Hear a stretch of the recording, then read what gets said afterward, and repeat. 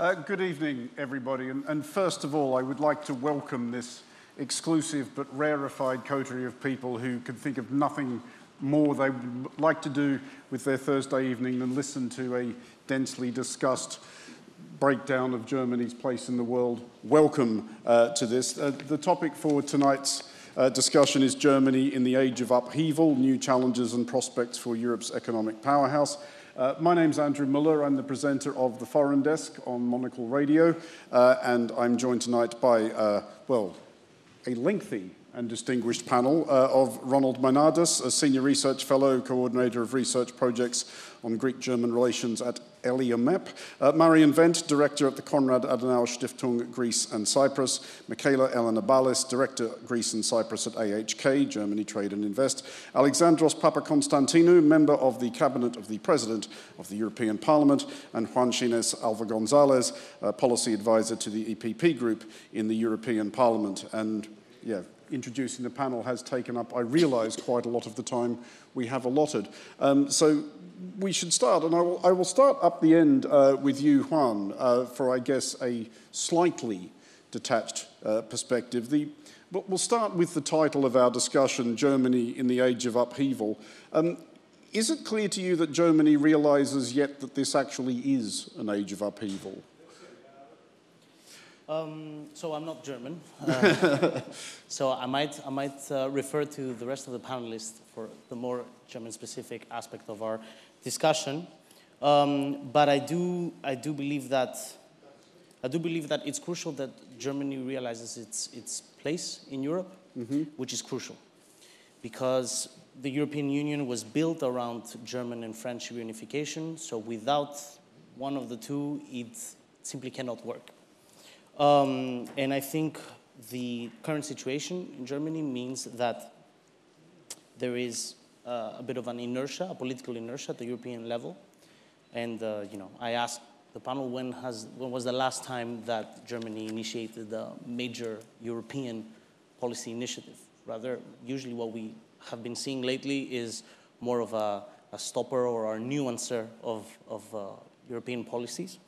So, it's a complicated discussion as to why that is the case, and I think we can discuss it further if it's a lack of trust on French partners, a lack of trust on Mediterranean partners, or simply, that maybe Germany does not believe that it needs Europe to do many things that it wants to do.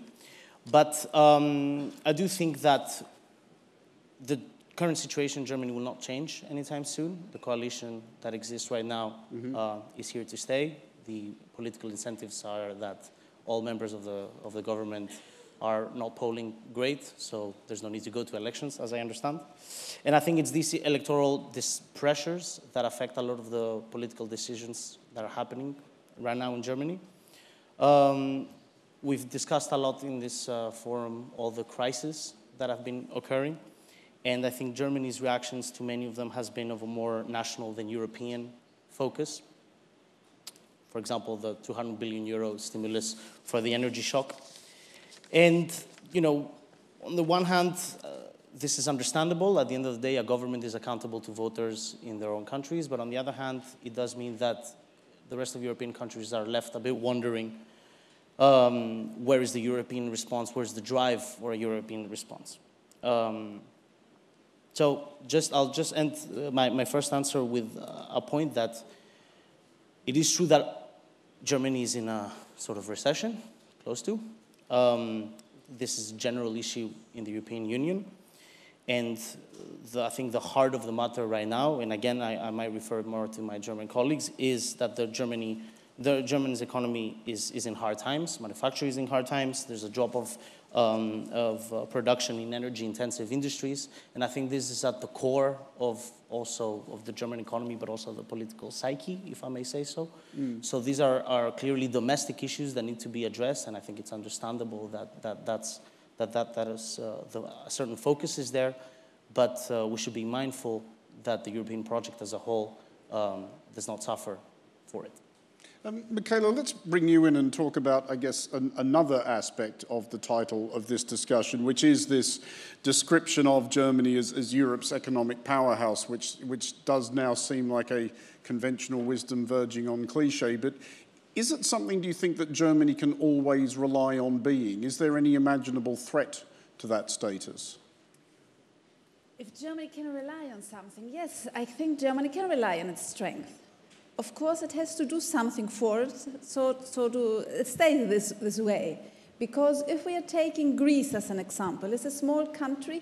Greece is a trading partner of Germany. Traditionally, and it hasn't changed in the last 20 years, Germany is the most important trading partner for Greece.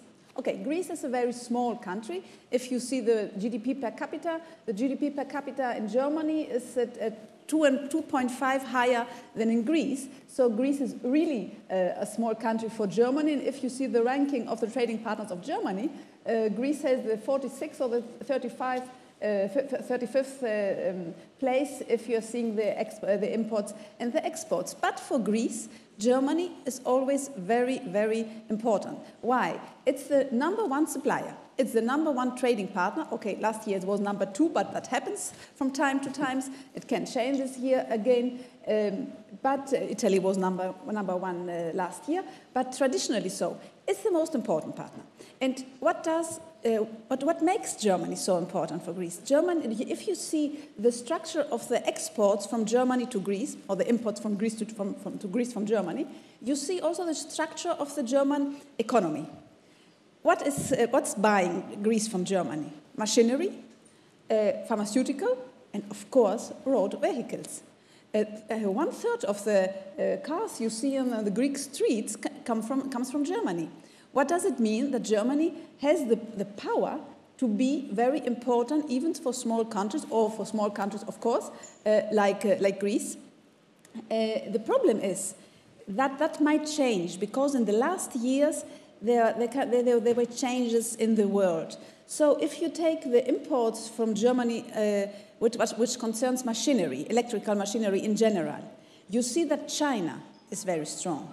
And in the year 2015, it was in both countries, China and Germany, has the same market share on total imports, around 17% when it comes to electrical machinery. In 2019, okay, China has a little lead. It was 2% more, so the market share of China was 19%. From Germany, it was still 17%.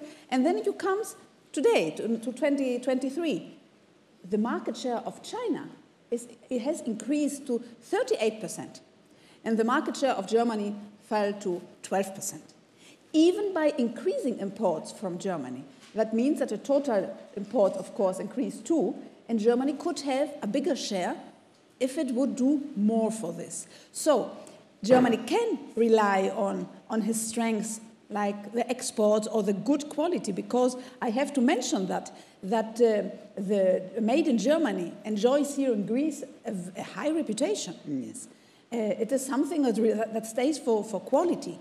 But also the other countries have much more better quality from year to year, even China, yes?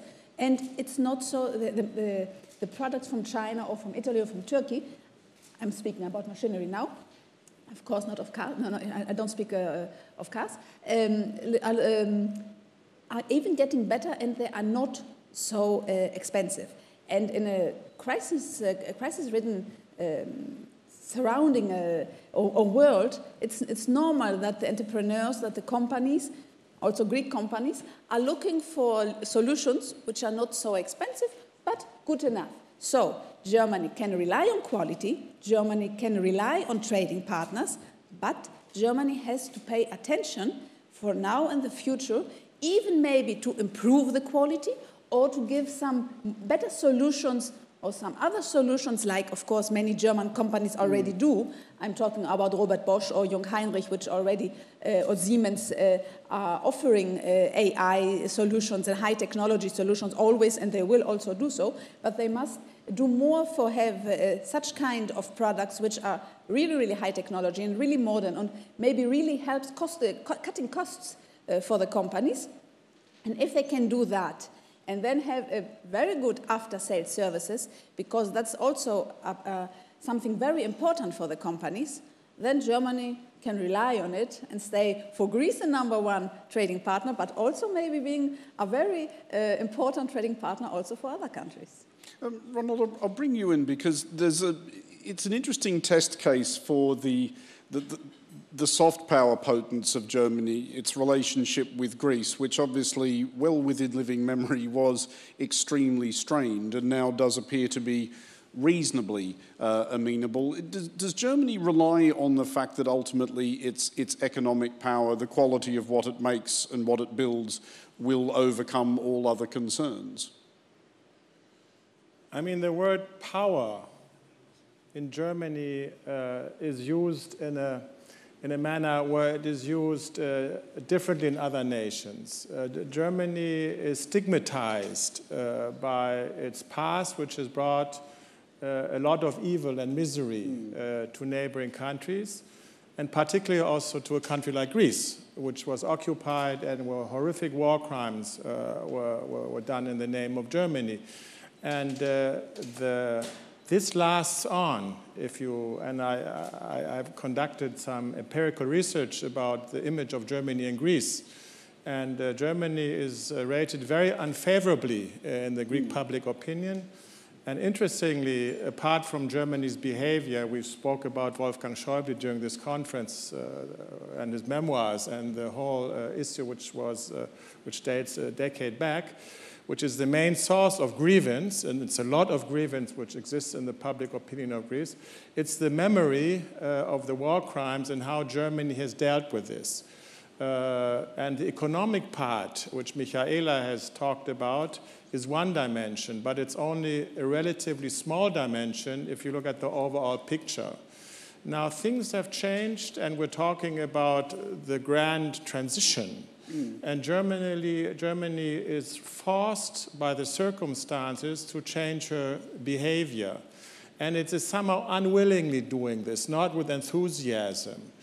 Because it's in our DNA to be kind of a more pacifist kind of a country. We are very proud of, I at least, of the Ostpolitik of Willy Brandt, which then led to détente in Europe, and then eventually in a magnificent way to the reunification of our nation.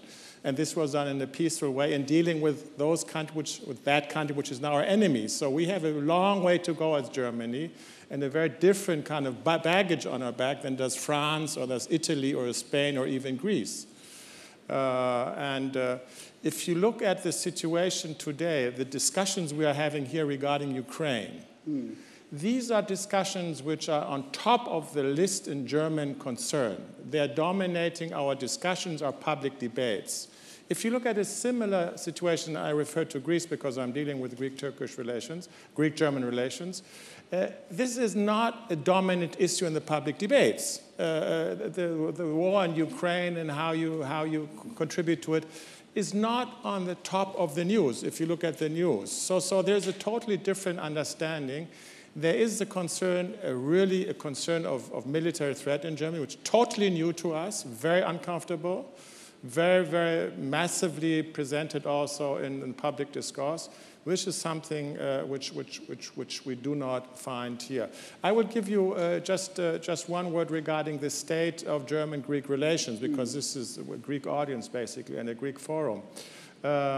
The popularity of Germany in Greece is about 20 to 25%. And it's getting better, and our Ambassador Kindle said this. What he is concerned about was very interesting. I listened carefully what he said. He's saying things are getting better because the causes of the uneasiness, which is the financial crisis, which was one major issue, which also the issue of Greece and Turkey. Greece is considered by many, Germany is considered by many Greeks as favoring Turkey. Now with Greek-Turkish détente, this is not a cause anymore. One or 2 years ago, there was a big issue with Germany delivering submarines to Turkey. This is not an issue anymore. So what the ambassador said, he's a little afraid of the indifference, that the relations are getting too normal. And why is he saying this? It's a very wise statement, because we know that we have the historical baggage somewhere in the closet, and we have to deal with it in the one way and the other.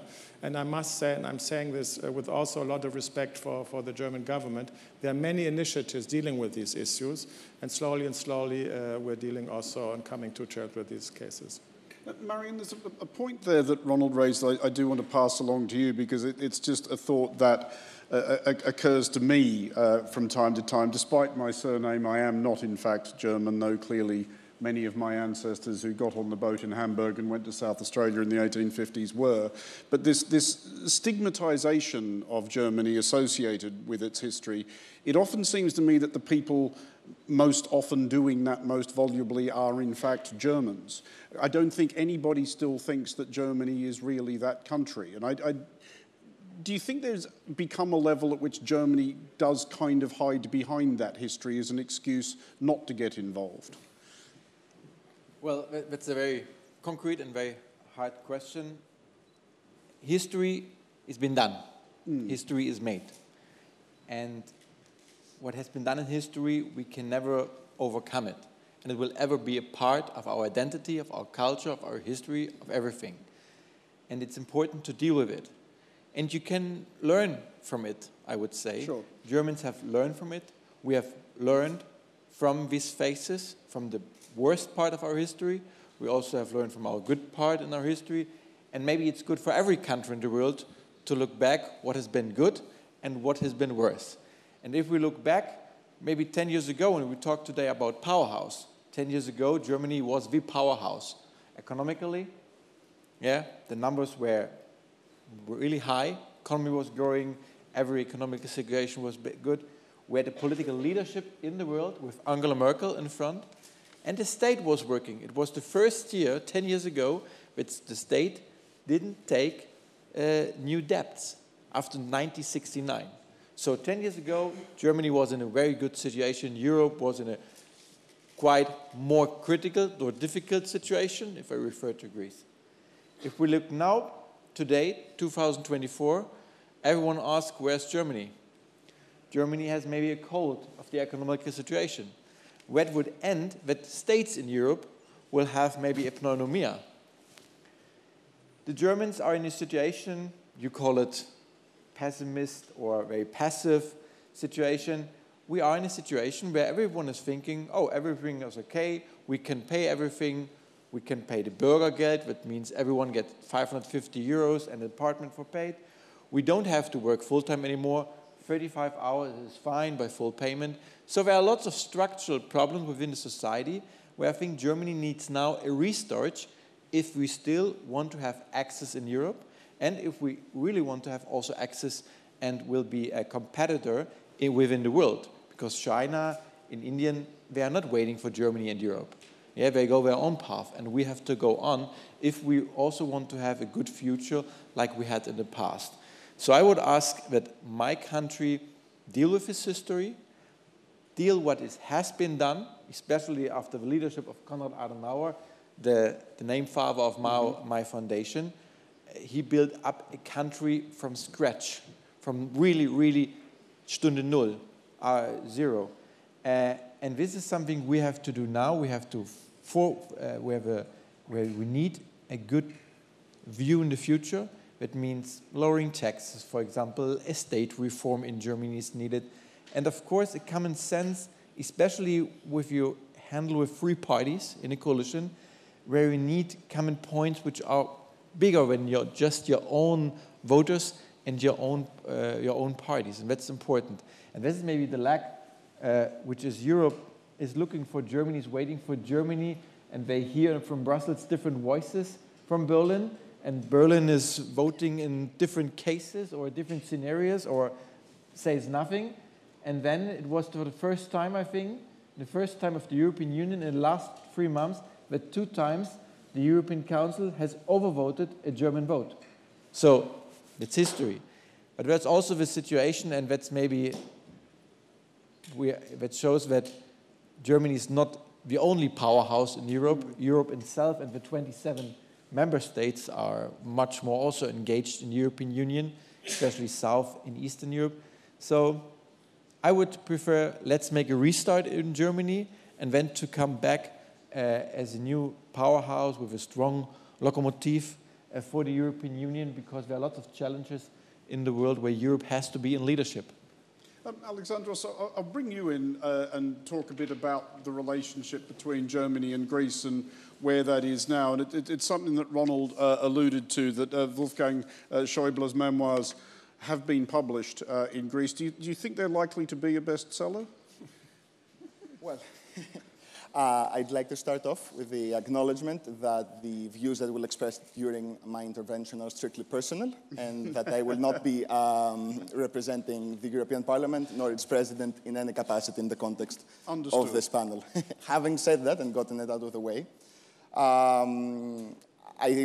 obviously, the former finance minister's comments on Greece are always interesting, and I have to say that I think there's a universal acknowledgement of the political weight of Wolfgang Schäuble, and even though we may have found ourselves in different sides of debates in the context of the Greek crisis, I don't think that there is anyone who is nuanced in Greek politics and who understands and carries political weight with him that did not respect the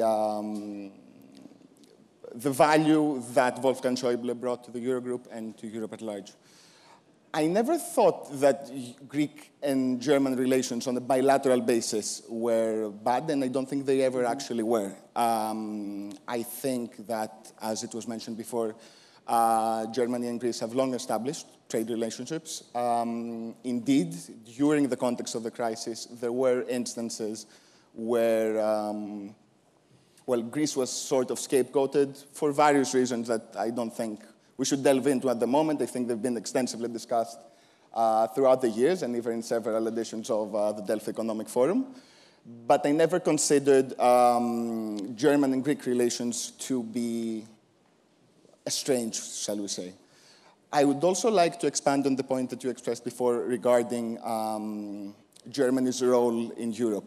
I think that it's natural in the context of any crisis to look to Germany for leadership simply because of the fact that they've been so catalytic in helping Europe navigate through crises in the past, the Greek crisis, for example, being one of them. But I think that the nature of the crisis that we're faced with today is such that we cannot rely on the sole political direction of any single European member state, be it Germany, France, Italy. I think that the problems that we have at the moment are common European problems, and they need common European solutions in order to be able to effectively address them. Take Ukraine as an example. What has been tangibly demonstrated from the European response in Ukraine is that smaller member states, which would be perceived as being not so influential as political heavyweights such as Germany, were able to instill the political ambition that was necessary in order to effectively pursue political priorities, and collectively, they were also very effective in being the driving force of several facets of our response. So I think that if there's a lesson to be drawn, is that moving forward in addressing crises that will be with us for quite some time, I think this has become evident, we will need collective responses, and I think that in every single time in the past mandate, at least, that we've opted for European solutions, we've been successful. And Germany definitely has a crucial role to play. I'm just not sure it will be the same role as it may traditionally have been in other instances. Marian, there's a question on leadership there and whether Germany does actually fulfill one in Europe. And clearly, as we've been discussing, it does in many respects as an economic power. But in the future, especially if the crisis in Ukraine continues and relations with Russia actually worsen, does Germany's position as an economic powerhouse become at all undermined if it's still reluctant to become a military powerhouse as well? I think Germany has been always an economical powerhouse since Konrad Adenauer's time. And we had this time where we paid our responsibility for foreign policy, for military and security affairs with shekels. We had the shekel diplomacy under Helmut Kohl. And now we became aware even by the pressure of the US administration, that we need to take care of our own security within Europe. And it's good that we have the Zeitenwende, which is a more and bipartisan project, is supported by overall of the democratic parties within the Bundestag, and that's important. I would not say that we will become a military power. I mean, in the end, of course, we have interests as Europeans, and we need a strategy and the European defense system that we fight for our values, that we protect our security, and even that we, I would say, make or secure our trading routes. I mean, look to the Houthi rebels, to the Yemen, look to other areas in the world. We have interests, and we should work for it, because no one else will work on this world for our interests anymore. The Americans, they have a lot of other things to do, and we have to take care on our own, and therefore, of course, the military power is one pillar next to the economical one, and therefore we're working on, I think we made the restart, to use this word, with the Zeitenwende, 100 billion budget. Now we need here new numbers, because the 100 million billions are already sold out.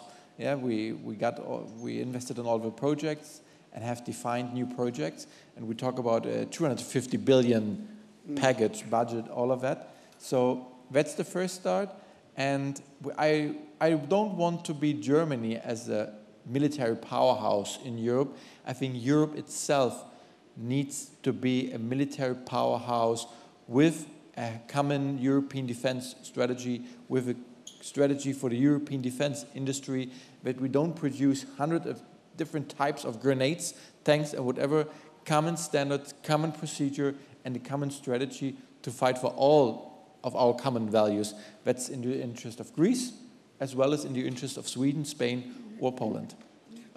Michaela, are you seeing, I guess, an answering Zeitwende, if you like, in German business, that any sense at all that German businesses, having been somewhat spooked by the experience of trying to do business with Russia, are rethinking the kind of countries they might want to trade with, and perhaps seeing that there are, well, opportunities closer to home, both geographically and one might hope spiritually here in Europe? First of all, I will answer your question, but first of all, I want also to answer Ronald and say that the image of Germany in Greece depends also on what Greek knows about Germany. They know that there were the Second World War, they know all these things. Everybody is still talking about it. If everybody was talking about it, for example, that OHB, a leading space company, is trying to implement or to help the Greek government to implement a space program, or is trying to invest so as to have AI technology on board a satellite for civil security, like the fires in the summer. If they knew, they don't think of Germany badly if they're buying a Mercedes or if they're buying a Porsche or so. It really depends, and economy is really important. But when you are talking about economy and about consumption, you're not thinking of history. You're thinking of what you're doing at that moment. So I have a little bit different opinion than our spoke partner here. You've asked me about Germany and how Germany is seeing other trading partners now where Russia is not even there.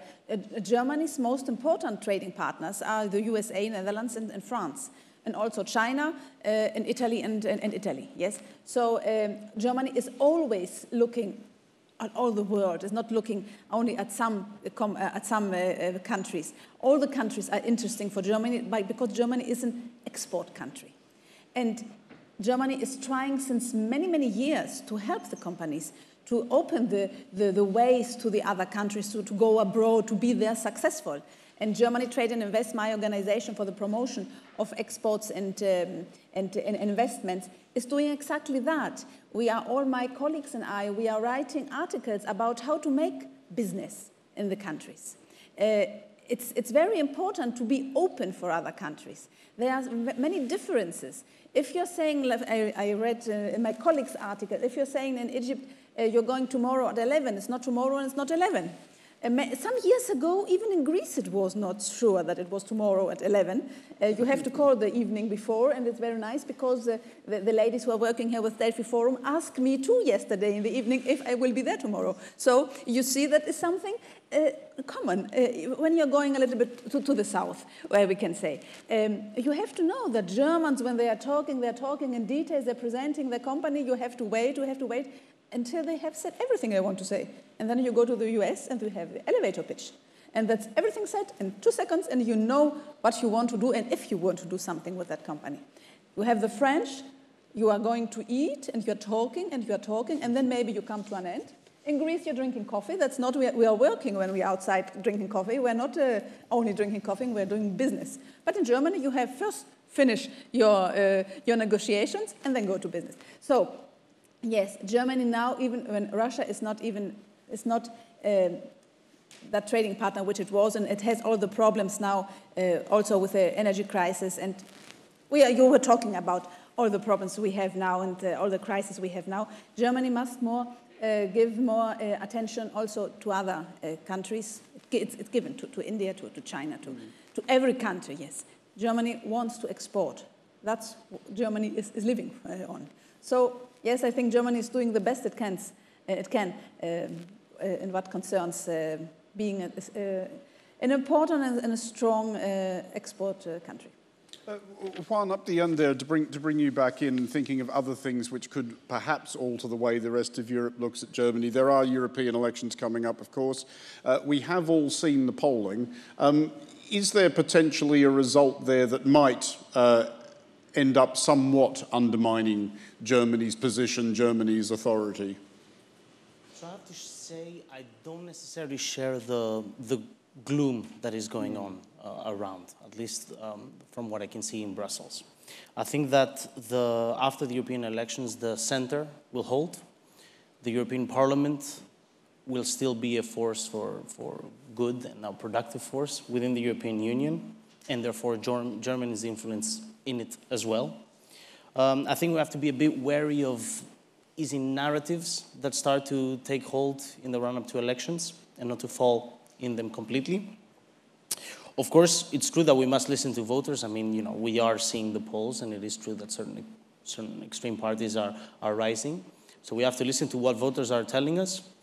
But I still believe that the center will hold. And I also believe that the European elections still are not European elections per se, but rather 27 national elections, at least in terms of the debates that are happening. That many of these debates are very domestic. Although I have to say that sometimes in Germany, the conversation is more about European politics, which I personally am very happy that's the case.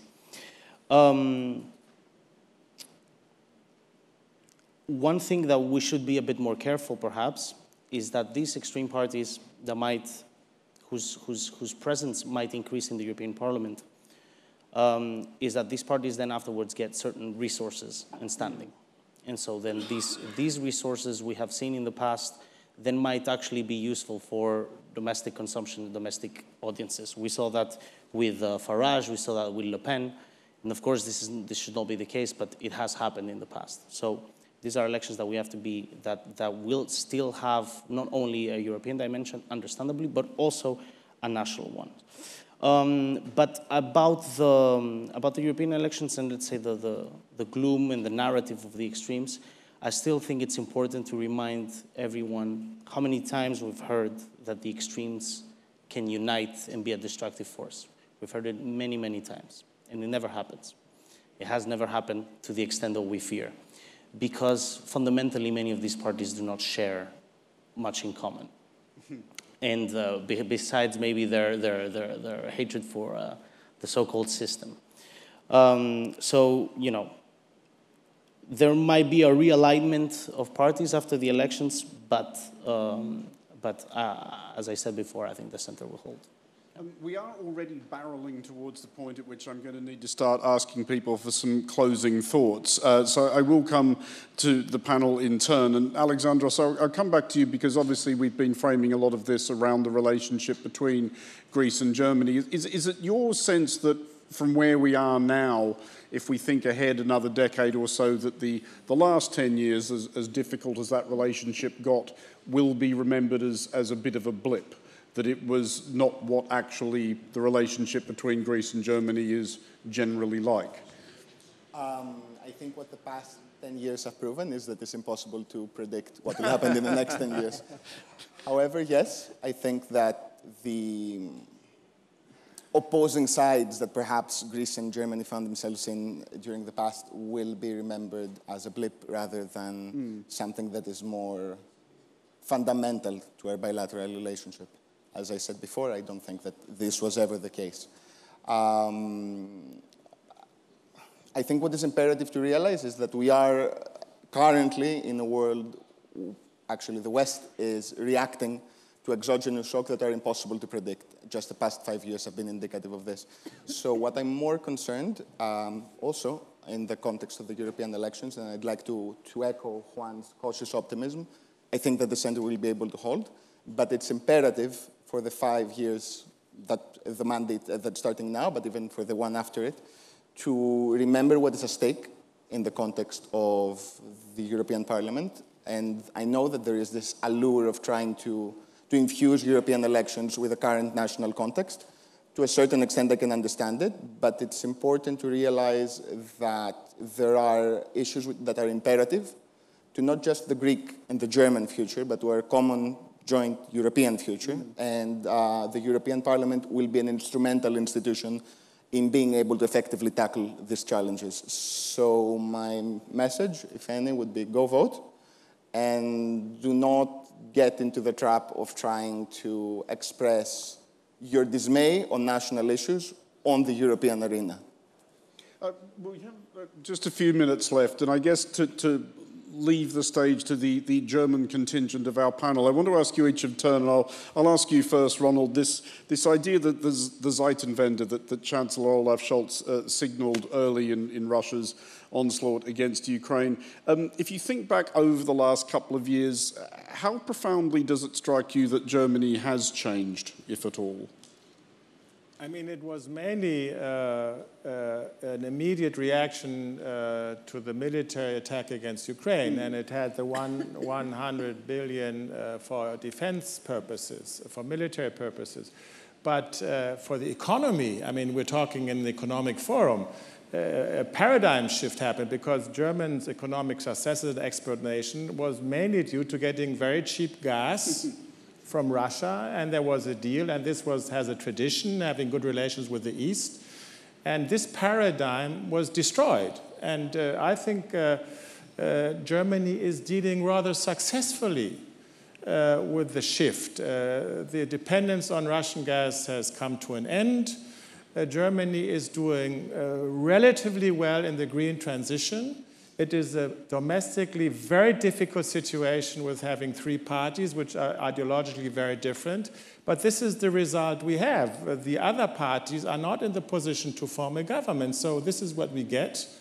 This is the one thing. I need to say that the German-Greek relations, they are not necessarily always negative and bad. If you look at the opinion polls, and I've studied the opinion polls like 20 years ago, and the US ambassador isn't here anymore, then Germany was the most popular country in Greece. And this has changed dramatically with the economic crisis. And then the media played a role in digging up all other things. And then we had the Greek-Turkish issue and so on. And so there is a dynamic, and I'm optimistic that if these things are getting better economically and Greece is on the right path, this will also, this is my hypothesis, and we're doing research and continuing this research, that the way is upward, and we will see normal relations, if not even good relations, because this is also clear. There's a lot of structural base for this. There's 500,000 Germans, Greeks living in Germany. There are many Germans living here. There's the whole economic business. We have German schools. We have German institutes. So it's a very, very solid structural relationship. Similar question to you, Michaela. Does it strike you that the transformation has been that profound, or does it seem to you actually like a relatively minor adjustment in the scheme of things? Which transformation? The last 2 years in Germany, the Zeitenwende that Chancellor Scholz mentioned. And can you repeat the question? If that transformation did what? Does it strike you as being that significant a transformation? For Germany, it's very significant. Germany has to find his path again. Yes, they have to find solutions for problems they never had before, like the energy crisis, like the lack of the gas from Russia. They have to find solutions which are also acceptable from the society and from the economy, and the industry, yes. So it is something very hard, I think, for Germany. But I also believe that they will find the solution, yes. That is something Germany always did and it will always do. It will always find a solution. Yes, that's for sure. And Germany is still the most popular country in Greece when it comes to tourism. We don't have to forget it. German and British people is visiting most of all Greece.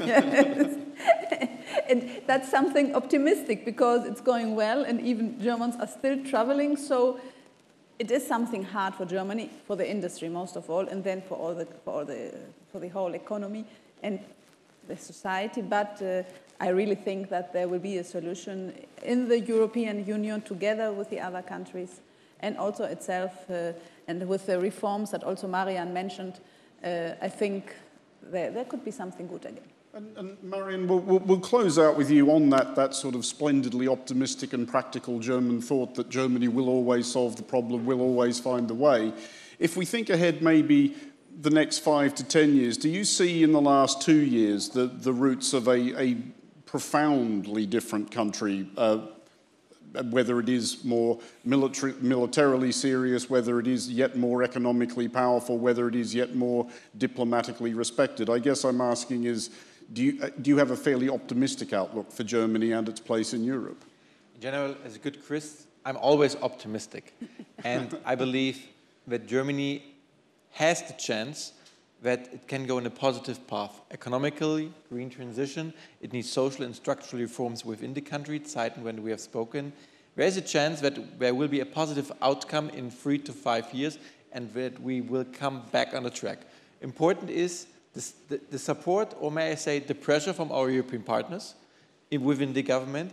And this is also, to my party, a work we have to do.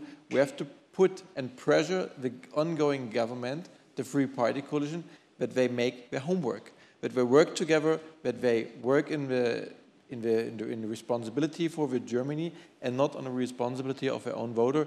That's a big challenge, and I hope that the next campaign will focus more on this. But in general, I'm positive, and I think we can discuss again next year.